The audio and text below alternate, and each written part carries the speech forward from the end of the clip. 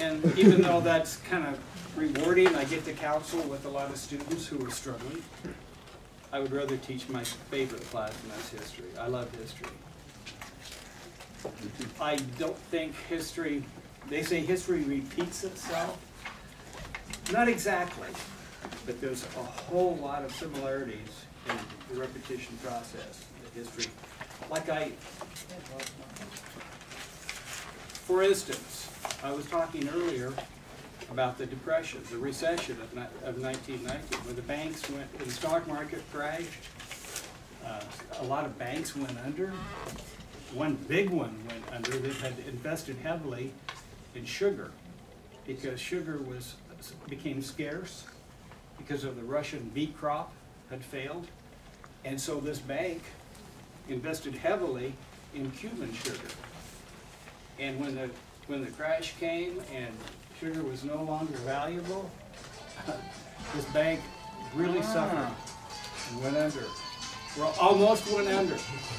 They used some creative accounting techniques to keep from going under. So it was interesting that they actually, you're welcome, to keep from going under.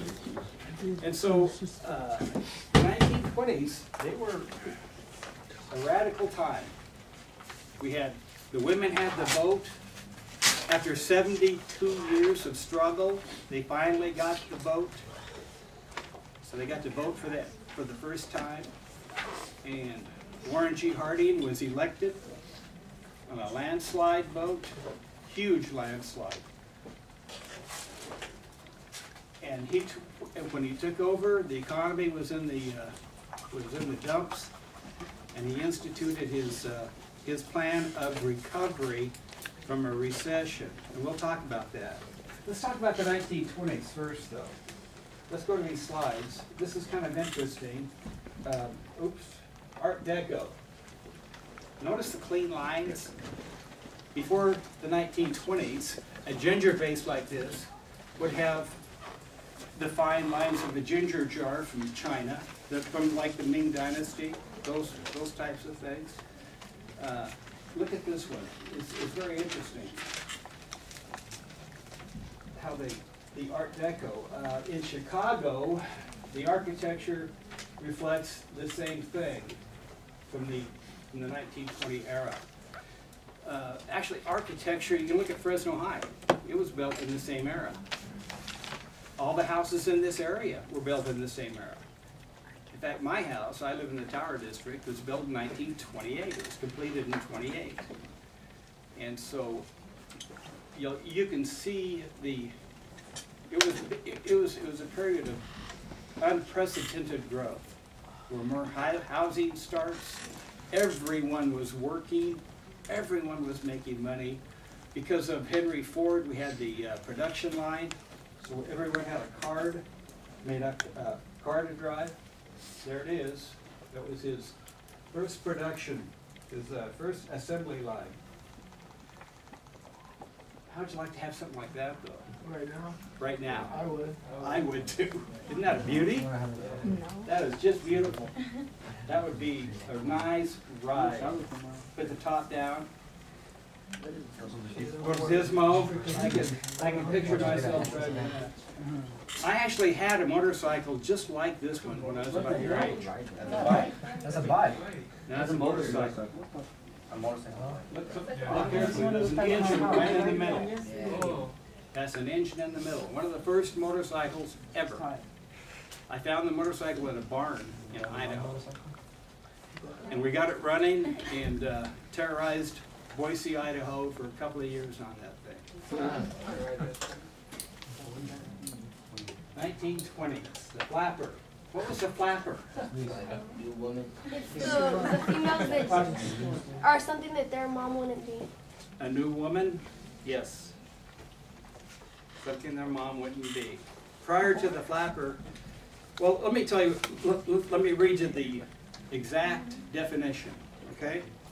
A flapper, a stylish, brash, hedonistic young woman with short skirts and shorter hair. Yes. Now let's define those terms. What is, you know what stylish is, right? Everybody likes to be in style. You know, there's a lot of students here that are styling. Fresno High.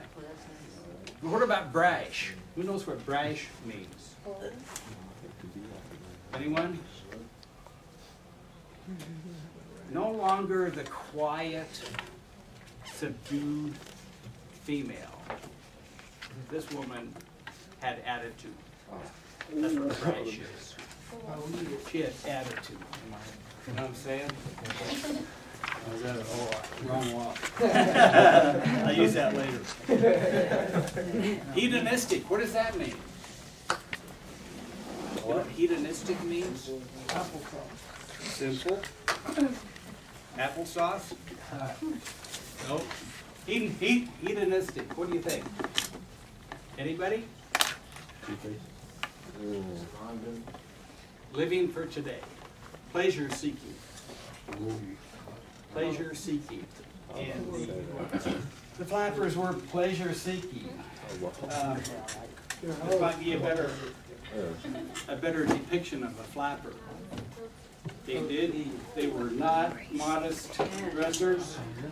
Short hair, short skirts. And yes, they did smoke. In fact, women would organize parades and they would walk down the streets smoking cigarettes to show their rebellion of the old ways. Show that they had been liberated. They were the liberated woman, 1920s, the time of change. But some things never change. What about this? What are these guys doing? The mob. They're getting their picture taken. And what do we see when we take pictures of guys at spring break? Okay. What do they do? Their north side signs and their south and east. And, you know what I'm saying? They do all their gang signs. How do you do it? You do it? You know how? That's a game maker right there. The one in the back. Does anyone know how? West side, There you go.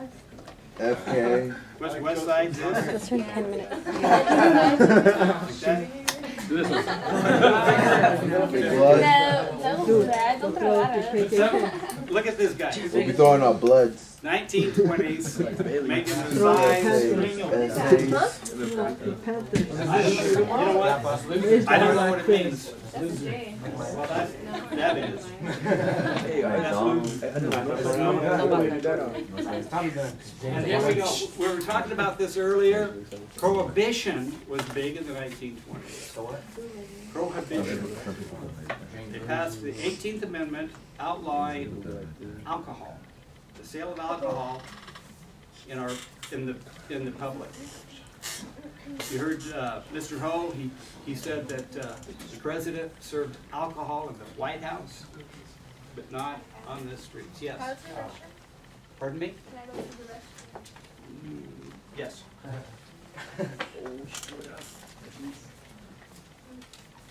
So what else happened?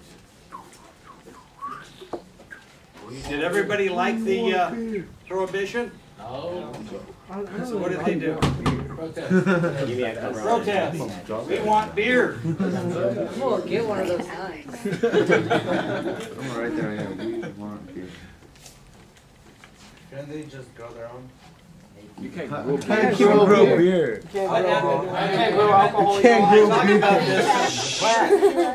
I talked about this earlier. You alright? Look at 1926, 1.8%, the lowest in the history of the United States since they started recording unemployment. So is this a period of prosperity? Oh, yeah. The average person could now buy a house, could buy a car, could buy an appliance, could buy a radio. That's another thing that they had in the 1920s. They had radios for the first time. Radio broadcasts. The first Miss America contest was in 1921 or 20. And it was broadcast over the radio. They had comedy programs on the radio. They had dramas, sports. all kinds of events. It was, the social life was gathered around the radio in the evenings. People would stop what they're doing to listen to their favorite program. And there were many, that's when advertising got big, was in the 1920s. It targeted, who did the advertising target? Wait a minute. Who spent the money in the household? President. I do. You've got it. The women spent the money in the household. So who did the advertisers target? Women. Women. So we have a very prosperous the 1920s were very prosperous, but if you look here at this chart, you see what happened in 1919 was when the stock market just crashed. And for about 2 years, this country was in serious trouble. Like I said, banks were failing. People had, well, how would you feel? Think about it. How would you feel if you woke up one day and looked at the paper and you found out that your retirement and all your savings were worth half what they were the day before? I would cry. That'd be a little No, somebody would annoying, wouldn't it? Right. More than annoying. I Somebody would mean, die. a lot of people were just devastated. I would get my money. They had planned on retiring and now they couldn't. Their retirement was worth half what it was the day before. So now we go Next weekend. to why is it that we had almost the same scenario in 1929, that crash of 29. You know about it, the Great Depression. Yeah. You've probably heard about it, talked about it. After that depression, it lasted for years. Why did we recover so fast? What did they do different? What did the government do different at that time that we're not doing now or in 1929 or in the 1930s when Roosevelt got elected? Did he do these things? Did Roosevelt drastically cut federal spending? Did he drastically cut taxes? Deregulate business, educate citizens? What happened in the 1930s, do you know? Well, this is what happened in the 1920s, when we had this almost the same scenario. We had a stock market crash, banks were failing. President Harding came in and he drastically cut federal spending. I mean, by almost 50%. He cut it by 40%. That's huge. That's huge. And then he drastically cut taxes, especially for businesses, corporations. Why would you want to do that? Why would you want businesses to have a tax break? Anybody know? When jobs are scarce, when we're suffering. Why would you want to give businesses a tax break?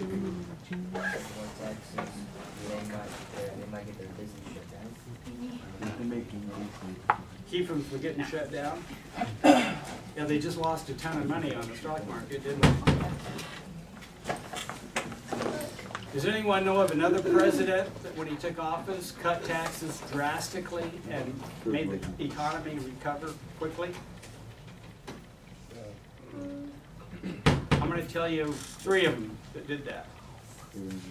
One of them, well, besides this president, one of them was John F. Kennedy, JFK. When he got elected, he cut taxes drastically. Reagan did too. Well, So JFK cut taxes drastically, and the economy boomed. The federal government brought in more money than they brought in records amounts of money. Now, why would you cut taxes and bring in more money? How does that work? Does anyone know? No. How do you cut taxes and bring in more money? Think about it. happens when businesses start hiring more people.